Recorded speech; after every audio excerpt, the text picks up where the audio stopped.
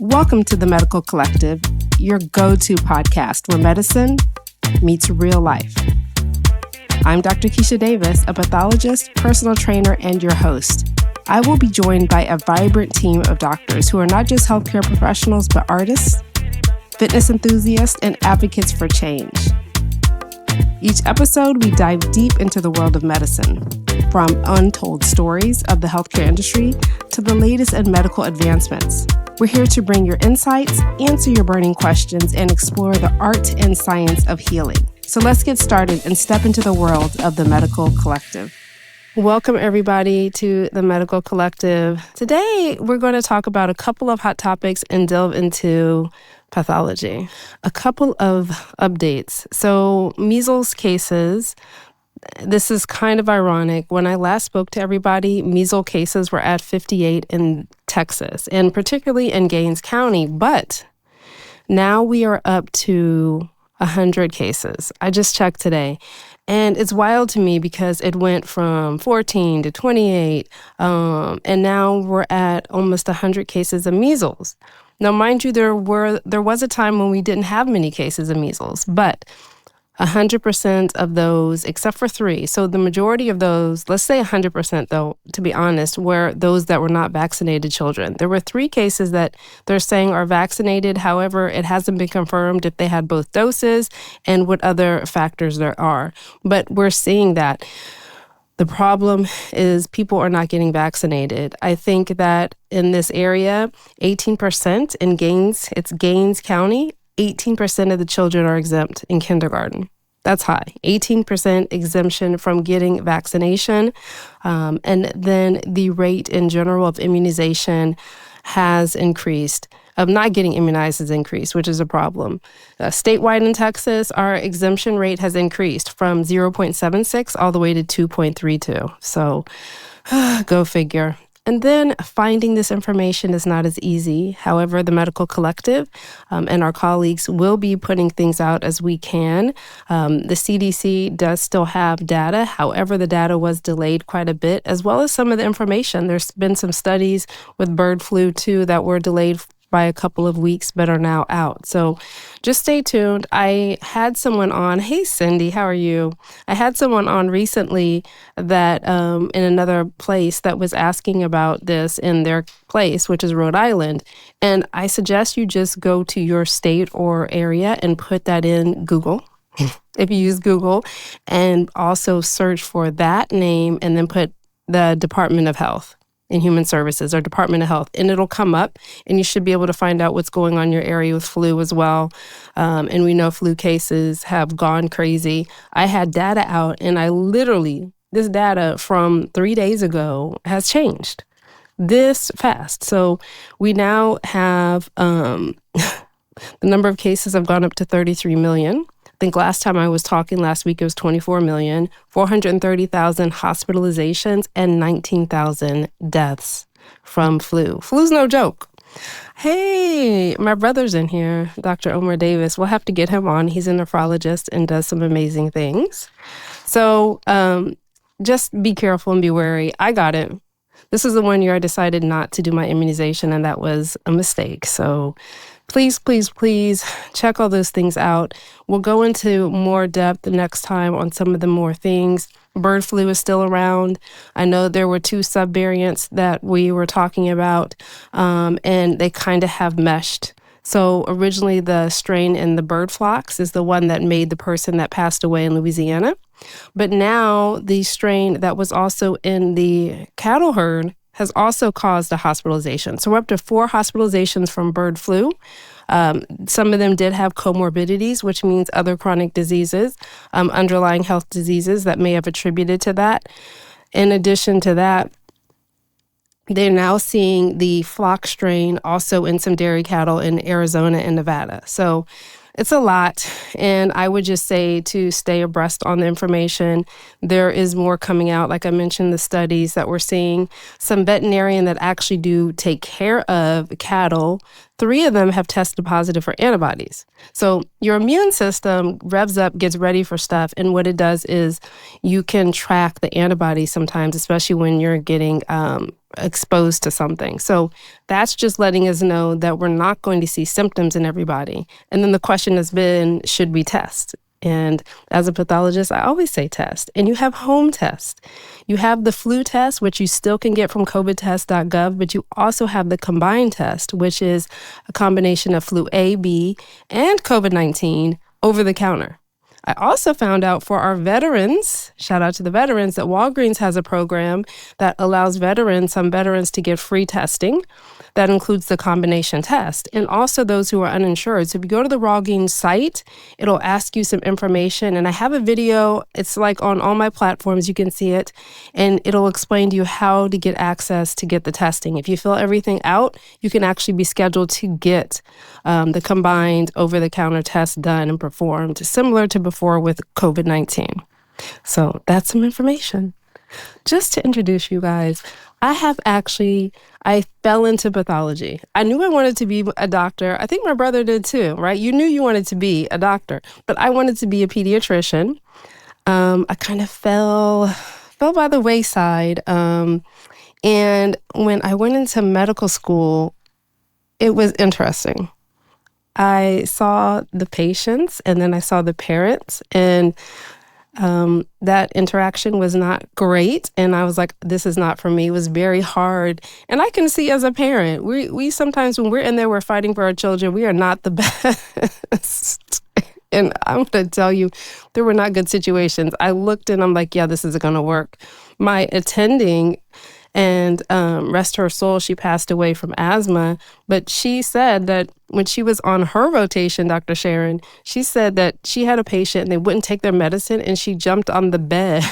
And that's when she knew she needed to be a pathologist. So we're not introverts. We just realized where we're best served. So I fell into pathology, and I have to admit, it took some getting used to. I'm not going to say I knew from the beginning I wanted to be a pathologist. I'm like looking at a microscope, I didn't think that I could do that all day. But now being boarded in anatomic, clinical, and cytopathology, I see that each one has its benefits. And I was doing a lot of what were called fine needle aspiration. So during my fellowship, I got to see the patient. That part's amazing. I got to see the patient and stick the needle in the neck or the tumor. And I have good hands because all of them were like, they didn't feel anything. Even when I would do a bone marrow biopsy, all the patients were like, I didn't have to numb them. Like I had something about, I guess, magic hands. So when I would do the biopsy, it was amazing being able to sit there, the patient's looking at you. You're taking the fluid, putting it on a slide, you smear it, you dip it in some egg colors, right, and fix it, and you look under the microscope. And this is when you have to have the game face, right, because sometimes you see things you don't want to see, and you have to be able to not show that on your face because they're looking at you, waiting for you to say something. And I'm like, okay, it's not good. But I know that diagnosis matters, and people don't see us. Sometimes we're behind the scenes. I hear people say, I got diagnosed with cancer, but they don't know who actually did diagnose them. So 100% of the diagnoses of actual pathological diagnoses come through the lab from the pathologist. And we sit behind a desk. It's not a dark room like on TV. People aren't drinking and eating. Well, sometimes in there. Not in the autopsy room, but yeah, we're hanging out. We may have our beverage and all of that, but we are doing work that can be difficult depending on how much information Dr. Sharon or Dr. Davis, Omar Davis, gives us. It can make it easier. So pathology is the study of disease, The thing that's amazing about it, the same thing I think about radiology, is we see what we see, and we give that to you as a clinician, and that's when the art of medicine comes into play, and you decide what to do with it. Now, the thing people don't know is that there's two branches of it, and a lot of us, and when I was in residency, it was a 5-year program. It was long, APCP, and I decided to do both. So most are combined. anatomic and clinical. And to be honest, it's like people who are med peds. It's 2 into 1. Now you can decide to do one or the other, but really, truly to practice in most places here in the lab, you need to have both. So the anatomic part includes autopsy, which was autopsy. It includes everything that goes into the laboratory from surgery, right? So if you had a colectomy, even for diverticulitis, that goes through the lab, that's anatomic pathology. If you have a biopsy as well, a small biopsy of the breast or the lung, that's anatomic pathology. And then clinical pathology is when you get your blood taken. That specimen goes through the laboratory through the clinical part. So hematology, chemistry, blood banking, all of that, you name it, goes through the clinical lab. So a APCP pathologist is handling all of that and making sure that the machines are validated, right? Because if the machines aren't validated and things aren't up to date, bad in, bad out. What you get, your diagnosis, everything is dependent on how good the machines, the lab, the technologists, everybody is doing. And then a subset, people get specialized. So this is a crazy thing. Most of us that are pathologists have done at least 4, 5, 6 years, because once we're done with that, right? It was 5 years, now it's 4. Once we're done with the double board certification, we go and we do a fellowship. So my fellowship was in cytopathology. So instead of taking a slice of tissue, this is suspended cells. So literally what I'm looking at is single cells. They're not stuck together, and we have to base our decisions on morphology. And to me, cytology is more of a screening process, but we can diagnose a lot on cytology. The needle is smaller than the needle to take blood, and then we put it on a slide, same way, and we look at it individually. And we can decide if you need to go and do an actual biopsy or go straight to surgery or sometimes chemo, right? If it's something that's hematopoietic or something else. So a lot can be done just on those single cells. That part amazes me. So I think I grew into that and realizing was important. Now, if you have questions, this is more of an open conversation. You're welcome to type them in the conversation in the chat. I think some of the misconceptions. No. Here's one misconception is I see on TV is I see these pathologists. I think there was a show about a pathologist and they did everything. Like they went from seeing the patient to coming to look under the microscope. There are some doctors that do come look under the microscope with me, but just like I can't do their job, they're not sitting there making the diagnoses. I'll tell you that right now. It takes a lot of time to be able to make a diagnosis. And sometimes I believe I do have to take a time back and just think about it before. Sometimes it's skills and things I may have seen a long time ago and it comes to me. And then it takes my colleagues to be able to show them a specimen to make sure it's okay. But again, back to the misconceptions, a lot of people think it's like on TV. It's not. To an extent, but not really. And then most of these diagnoses aren't done on one test. For instance, I know some people are like, well, I heard my certain thyroid hormone was normal, but there's actually multiple tests you can do to see your thyroid function. And sometimes you can get what are called false negatives and what are called false positives. Hi, Cameron. How are you? So Cameron is a friend that I grew up with a long time ago, right? Back in grade school. So that's nice to have you on here. So most of the diagnoses are made on multiple tests. And sometimes, even then, you can't get the answer. The hardest thing that we can get, and I know that Dr. Sharon and my friends don't like, is when we put clinical correlation as recommended. So sometimes something that looks normal could be abnormal, whether you see it, right? The colon, for instance, they can see a normal colon, the GI doctor, and they'll take a biopsy of it. And then we diagnose microscopic colitis. There can be some times where we see minimal changes, right? But you still are going through something.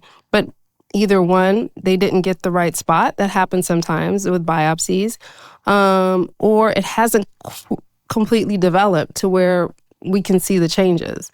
So that's where we have to try to, sometimes we put things that may be obscure, and then the doctor has to make the decision to do another biopsy or to treat the patient or to wait and see. So that happens a lot. The other times that can be difficult is when I get a biopsy and it's called undifferentiated, where someone has a tumor and we don't know where it came from. The hardest ones, for instance, I've gotten like a biopsy of a duodenum, which is part of the small intestine. Hi, Kim. How are you? And when I looked at it in the microscope, I saw something that shouldn't have been there. But it did not come from there. Then that's where we use what is called special stains, which are amazing, but sometimes they can help and sometimes they can make things more difficult when they don't give us the answer. Nothing is 100%. Not every breast cancer looks the same. Not every cancer stains the same way with these special stains. And so when I get those type of biopsies, I'm sitting there like, okay, what do I do? What do I do? What do I do? But the staining can help. And so in this case, when I had the duodenal biopsy, I'm looking at it, I'm just sitting there and something doesn't gel. And so what I do, and this is why sometimes your cases may take forever, is that I put it to the side and I got to think about it. I got to let it marinate in them. So we don't just sit there like a computer looking through slides and throwing them. Sometimes there's pretty straightforward, especially if the clinical history matches what we're looking at, then it makes sense. But it didn't sit, and I didn't actually have a clinical history. So I looked at it some more, and then I ordered some special stains, and I found out it was actually metastatic breast cancer to the duodenum, which I never see. And then after I called the clinician, though it was not on the requisition, I find out the patient did have a history, but not expected to have a metastatic breast cancer. So that happens sometimes, unfortunately. What I would like to see is for patients to be able to understand their biopsy, to have those conversations with the clinician and or the pathologist. I know there are several educational institutions, medical centers that do that. They're working on that where you can literally sit with a pathologist and show them. The hard thing is that they aren't getting reimbursed for those yet. So trying to work that into the system would be great. I think it's necessary, to be honest. I really do. So I hope that happens. Let's see. Anyone in the chat? Everyone's saying hello. Good that you're doing well. So those are some other misconceptions. Here's another misconception. This happened during the pandemic in the laboratory. We were literally learning in real time. So there's testing that happens, and then as new variants, right, or new strains come into play, new viruses, we do have to figure out how to detect them, and it can take time. They're not always 100%. So during COVID, especially when you're getting the home testing, that's not as effective or sensitive as the PCR. And then also with the PCR, imagine this. Imagine you have an infection, but the way that the biopsy's taken, it may have not gotten that. That happened, for instance, with my daughter who had strep. The first swab they did, I had a feeling he didn't get the tonsils. She was coughing and all of that. And they're like, it's negative. So as a pathologist, I'm thinking, are you sure it's negative? Like, are you sure you got her tonsils? They're like, yeah, we got it. She had a fever. She had all the symptoms. So I waited a couple days. The same symptoms got worse. She now has like a sandpaper rash. She's now starting to get like the scarlet fever. Her face is swollen. She had the red tongue. Like she had everything. She had the rash on her hands. And so finally I'm like, listen, please swab her again. So when they swabbed her again, it showed up positive. So there can be, not that the infection's not there, but it could just be the way the biopsy's taken. So false negatives happen even with what we think is the gold standard of a test. And that can be based on how the sample is taken. So that's when the conversation with Omar or Sharon happens, where we have to be like, okay, do you think that maybe the sample? And I've had radiologists tell me sometimes, yeah, I don't think I got it. It was so hard to get to, I don't think I got it with biopsies. So there can be a thing where getting the sample maybe doesn't happen. Even with pulmonology, when they're swabbing to see right if someone has pneumocystis or an infection, sometimes they just don't get it. And that's really part of the struggle that we have, right? Did we get a good sample? If we got a good sample, was it maintained? Is it maintained? That's another thing. Sometimes when I get things from a physician, it could be in a container or something and it wasn't preserved well. So therefore, we're losing good specimen, especially with lymph nodes, because with lymph nodes, you need them to be preserved when you're sending them off for what's called flow cytometry. So we have to make sure we're getting a good specimen. And then also, we have to make sure that it's labeled correctly. It came from the right site, the right patient. I can't tell you how many times that has upholded or kind of stagnated being able to proceed with diagnosing someone because we're waiting to make sure everything lines up as well. Hello, listeners. We want to remind you that you can catch The Medical Collective on all your favorite podcast platforms. That includes Apple, Spotify, and YouTube. Be sure to hit that subscribe button so that you never miss an episode. We're also on Libsyn, and you can find us on all social media platforms as The Medical Collective. Do you have thoughts or questions? Please don't hesitate to reach out. We love hearing from you. Now let's get back to the conversation.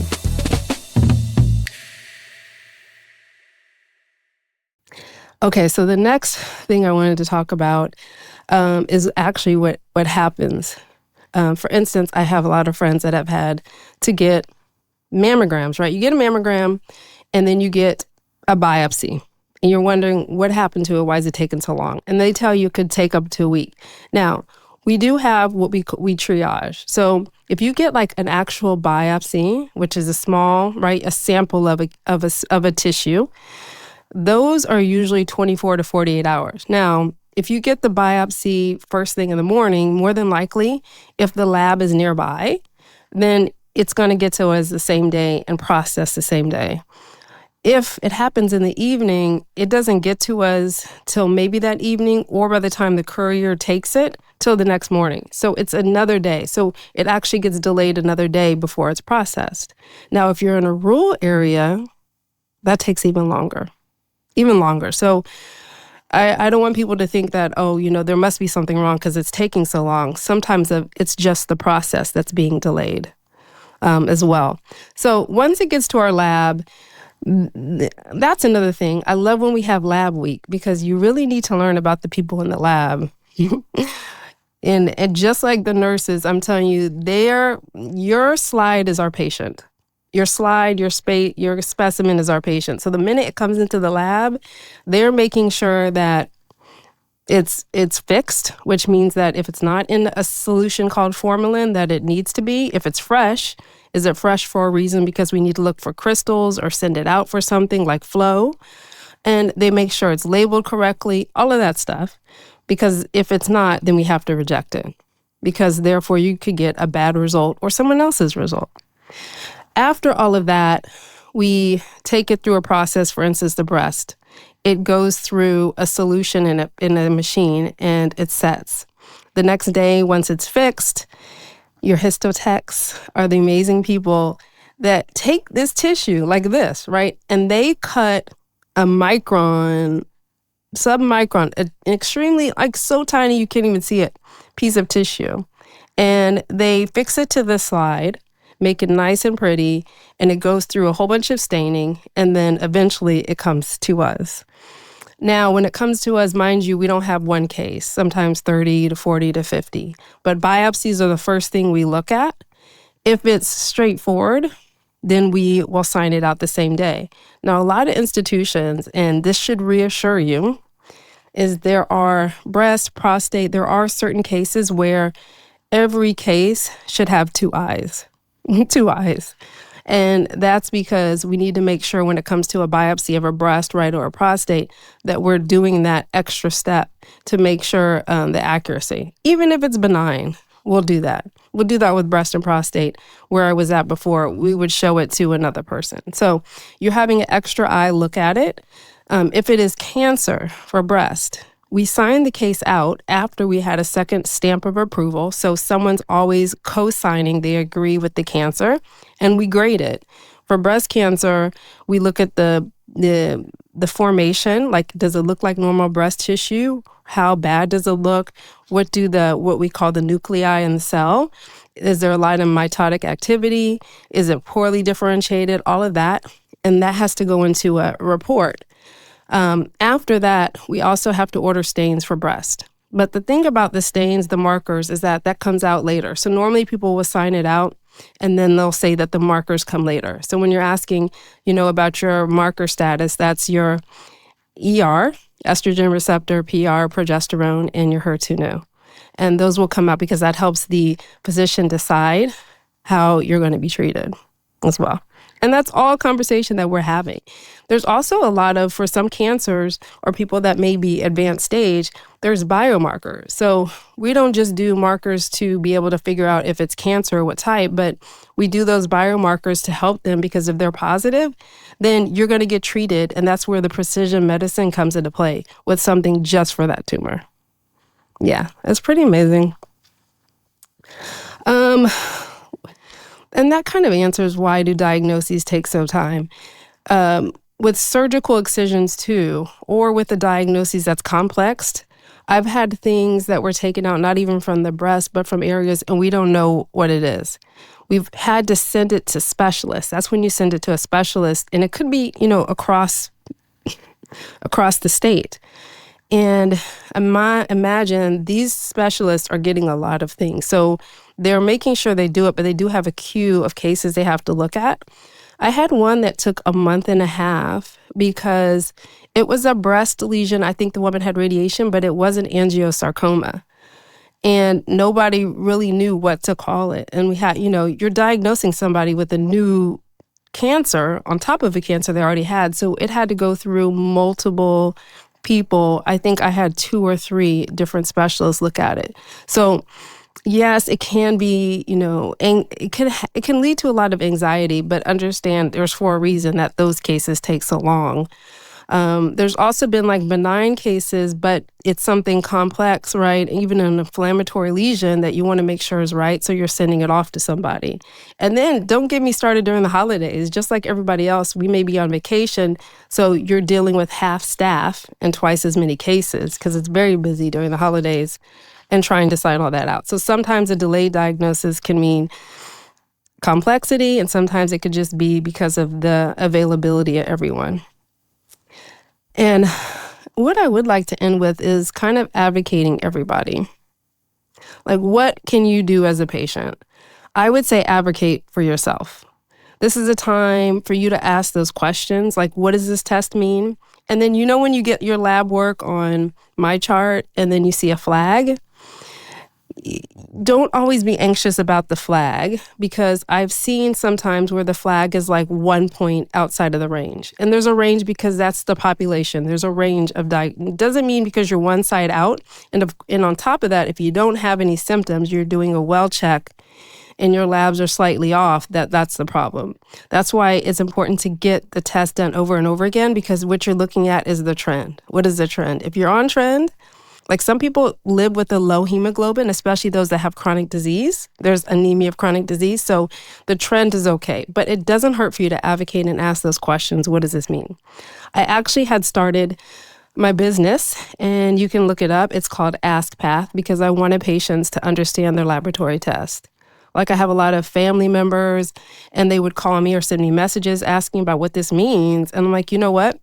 It actually should be our responsibility to help the clinician because of them being busy, and this is what we do all day. And the terminology we use is unique to us. So I think us being able to be accessible is important. That's why I started Ask Path. Now that AI has come out and I've had a bunch of hiccups, which happens, I am going to revamp Ask Path so that I use AI, but also still answer patients. So the premise is, patient can go on there, but I would like for it to be part of the record so clinicians can offer it to patients to be able to get those questions answered, even see a picture. You have a hyperplastic polyp. You would like to see what it looks like? Well, that will be part of the explanation as well. So that's one thing. Also, don't be afraid to ask for a second opinion. My feelings will not be hurt. And we do it behind the scenes when I'm asking another colleague to look at my case and another colleague to look at my case, sometimes 2, 3, 4. And now I'm doing locums. I always ask the other pathologist to look at my case, or we do a send out. So don't be afraid to ask for a second opinion, especially if something's not making sense to you or adding up. You feel in your gut. I just think the most important thing is delivery. With a lot, even the communication, between your physician or for others, a lot of us, it's not the asking part, it's how are we communicating it? So if you're communicating it, with respect, there's no physician that would be offended by that. And you have the right to. You also have the right to be able to get your path report, your report directly and look at the actual information. Now, it's not going to be the easiest to read, but you have that ability. And, if you have a friend or someone, you at least have access to it to be able to. Okay. While you're advocating, though, please do not rely on Google. Not all the sources are accurate. And I'll tell you that, too. When people will say they have this cancer and they'll Google it, even as a pathologist, when I'm using ChatGPT, I am priming it with the language that I know that needs to be necessary to get the answer. I just don't ask the question, but I use, it needs to be this with respect to this specialty and make sure you do this. So I am priming it to get the answer I want. But if you just ask the question without having that context, sometimes you're not going to get what you want, and sometimes it will not be a good answer. So don't rely on Google, but do feel empowered and advocate for yourself with getting, lab tests. I know there is any lab tests now, and there's places where you can go get your own lab tests. Listen, if you're doing it annually, that's great. But my question would be, if you're getting that, what are you doing with that knowledge? You still need, and Dr. Sharon said she calls in a consultation to other physicians all the time. Yeah. And this is what my attending told me. You are as good as your last case, and you're always learning. 15 years in the game, and I can't say that I know much of anything. But to call in a consultation or to know when to ask for help actually makes you a better physician. And we all do it. I know many people do it. You have to be able to ask your colleagues, ask specialists, and sometimes specialists, like in that case I told you about, ask other specialists. So don't be afraid. And then I'm not afraid, and my colleagues and specialists, don't be afraid to call the pathologist if you don't understand. And give us feedback too, because I know sometimes in the reports, we're never going to get rid of clinical correlation recommended. Sorry. That's not going to happen, Dr. Sharon. I'm still going to put that on there, clinical correlation recommended. But some of the times I know some GI doctors want us to mention the eosinophils, even if we don't see them. Well, if that makes you feel better, we'll do it. So we just word it differently based on what the physician wants. Yeah. And it is true. Physicians get into trouble when they don't ask for help. The same thing in the lab. So, and also, if you don't give feedback as a patient to your clinician, maybe that can help you. I will tell you, the high percentage of cases that take me longer. Hey, Vernon. The amount of cases that take me longer. Oh, here's my pet peeve to my clinicians, since they're here, is the cases that take me the longest, and sometimes I can make a mistake on, have to go back and do extra stains, are the ones where I don't get clinical information. Are the cases where I don't get clinical information. This is not the time. And I had early on in my practice, when I started out, this doctor called me and said, I'm just trying to quiz you. We're like, where's the history? They're like, well, you're the pathologist. Can't you figure it out? The patient is not the time to be playing a guessing game with us. No, of course. If we were on a test, you may not have to give me the history. I need to figure it out. But when you're dealing with the patient, and time is money as well, and also stains are money, when I have to order extra tests, please give me that information. I have many cases where I have had to do, one of them I actually was about to do hundreds of dollars worth of stains, And I kept calling the physician, couldn't get a hold. And when I finally did, I found out so much more. And they had to actually go and look into it. And that helped. And that helps the patient. So we don't know everything, but we need all of it from you. That is not the time, right, Dr. Sharon, to not be afraid to tell your physician things that you think that they're going to look down upon. I've said that again with HPV. If you don't tell your physician those things, they're not going to know to test you. One of the anal cancers I just had was in a 30-year-old woman. 30-year-old woman. And I don't know, what she revealed, but if she would have revealed her history, right, during her examination, then that could have warranted them also doing what is called an anal pap smear. And that's a thing. I know these are uncomfortable situations, but now she has invasive squamous cell carcinoma that's going to require extensive treatment for that. And that's when you have to And that's what I wish they knew, Dr. Sharon. So, that's when you have to tell your clinician everything. But also take that on, right? So patient, tell your clinician everything so they can order the test they need, that you need. And then clinicians, tell your pathologist everything. And that includes laboratory testing.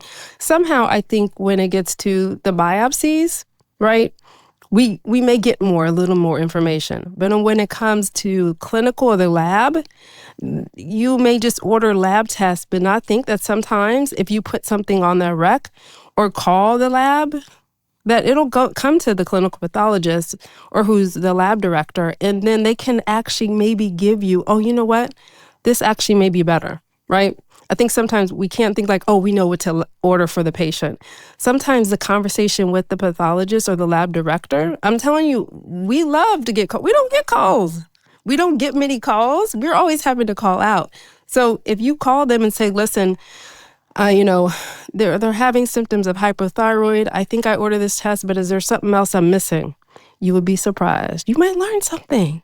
And of course, we will learn too how to communicate better with you and help you better. So I highly implore that. But, at the end of the day, getting the diagnosis to the patient is the most important thing, and saving the most money. So yes, Dr. Sharon, we get billed for every test ordered, and therefore I don't want to have to order extra tests. And I have done it sometimes. But I've also spent a lot more time calling and trying to do my research to find out what was best to do. And then it comes to this, you don't know who the pathology lab or who's looking at your specimen, right? You know what physician or surgeon is, but you don't know where your specimen's going all the time. And so sometimes things may not even get covered by insurance. I've had a case where I had to send it out, but then I had to check because of the marketplace. Some of the marketplace plans were not covered by MD Anderson. Yes, MD Anderson. I think I told you about this, Sharon. It had to go to MD Anderson, but they wouldn't cover it. So we just took the cost because we're like, the case was so complex. This cancer was so difficult. It had to go to MD Anderson, but the insurance wouldn't cover it. That was one, though, we did get all the information. But just imagine if you were doing things and find out later. Especially if you ever get diagnosed with cancer and move somewhere, I suggest you find a way, whether on a digital app or the old school paper way, you put all those diagnoses and things down. Because I've had, when I was doing a locums in a small town in Texas, there was a lady who did not have everything written down. And she had gastric bypass, right? Because she wanted to lose weight, but she went to Mexico to get it done.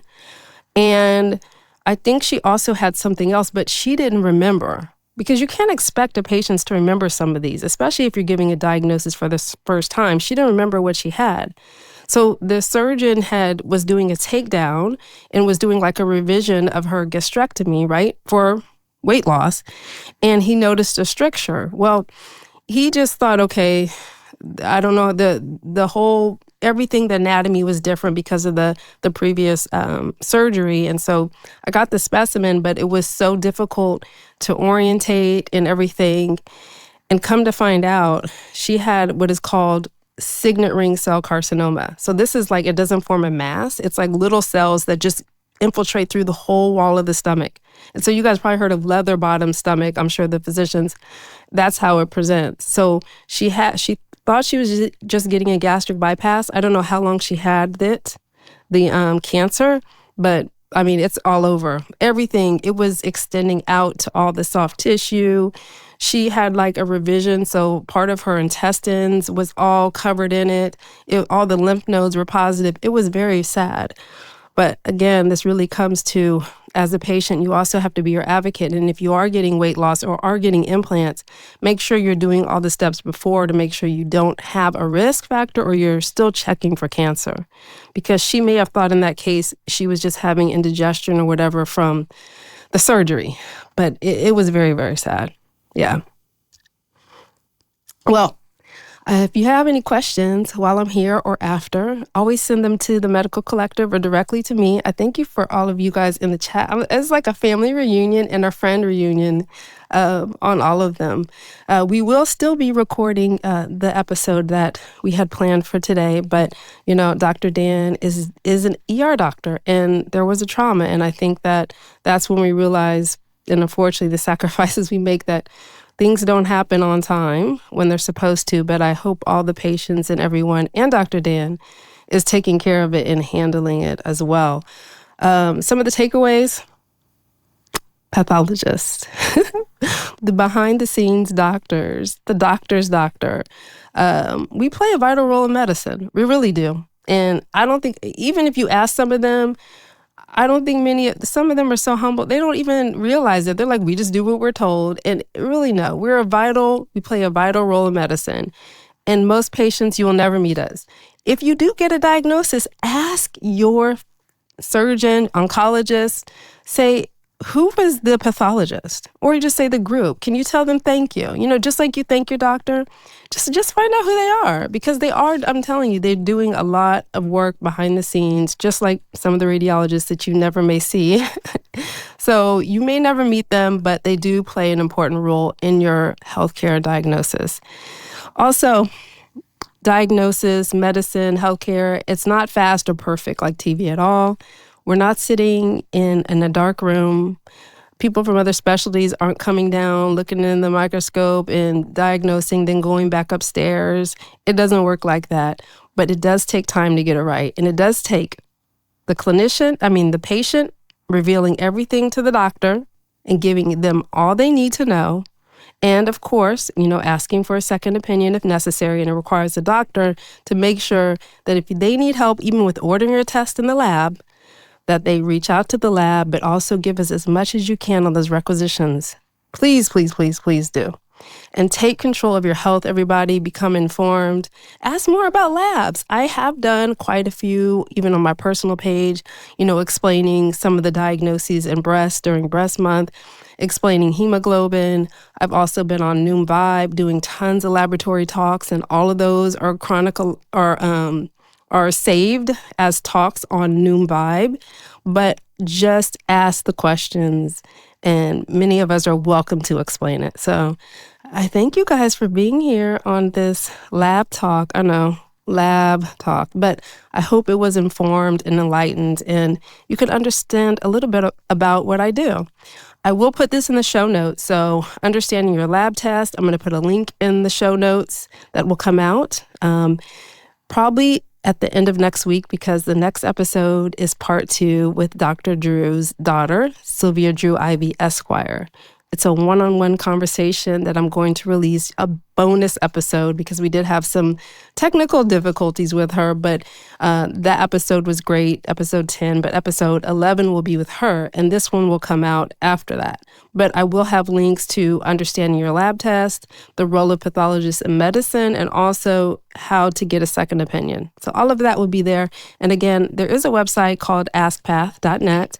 It is getting revamped, and I will send information how you can help be part of that by giving feedback on what you would like to see in something like that, as well as if you ever want to contribute to the initiative. So thank you all for being here. It's been great. Thank you, Dr. Sharon, and all of the studio audience, my brother Omar, my cousin Vernon, my friend Cameron from school, many of you that were here, and thank you for Cindy and others that have came in, and Kim, I appreciate you all, and my sister Ruby.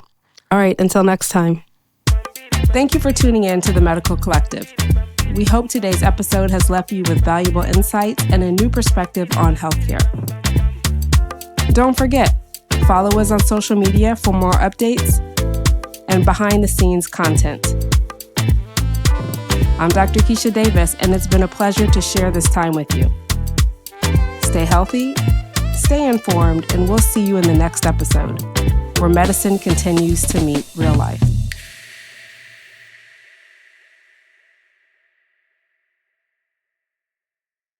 Please note that the content provided in the Medical Collective podcast, including text, graphics, images, and other material, is for informational purposes only. The content is not intended to be a substitute for professional medical advice, diagnosis, or treatment. Always seek the advice of your physician or other qualified health provider with any questions you may have regarding a medical condition.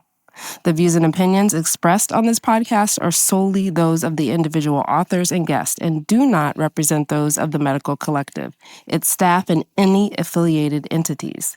The appearance of content on the podcast does not imply an endorsement. Neither the host, Dr. Keisha Davis, the co-host, or any guest of the podcast bear responsibility for the accuracy of the content provided or the use of information received through the podcast. Reliance on any information provided by the Medical Collective podcast, its employees, writers, or guests is solely at your own risk.